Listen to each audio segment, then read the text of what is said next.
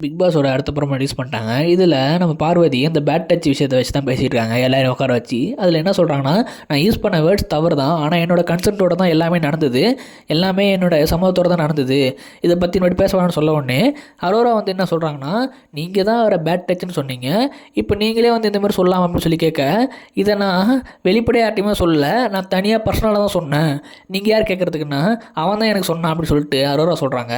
இப்படியே 2 பேருக்குள்ள சண்டை போகுது. நான் அவங்ககிட்ட எக்ஸ்பிளைன் பண்ண அவசியமே இல்லை, நான் அவங்ககிட்ட பர்சனலாக தான் சொன்னேன், அதை நீ பேசணும்னு அவசியம் இல்லை, அது இங்கே பேசணும்னு அவசியம் இல்லை, உனக்கு நான் எக்ஸ்பிளைன் பண்ணணும் அவசியமே இல்லை, ஒழுங்காக வேலையை பாரு அப்படின்னு சொல்லிட்டு விஜய் பார்வதி சொல்கிறாங்க. எனக்கு தெரிஞ்சு இந்த அரோரா வேணும்னே தான் பிரச்சனை பண்ணதாட்டு இருக்கு. தேவையில்லாமல் எல்லார் பிரச்சனையும் சொல்கிறேன், எல்லார் பிரச்சனையிலையும் அந்த பிரச்சனை முடிய விடாமல் இவங்க ஒரு பாயிண்ட்டை போட்டு கிளம்பி போயிடுறாங்க, அவங்க 2 பேரும் அடிச்சுட்டு சாப்பிட்றாங்க. இந்த பேர் தான் பண்ணுறது அரோரா இப்போ தான் நல்லா தெரியுது, ஓவராக போயிட்டுருக்காங்க.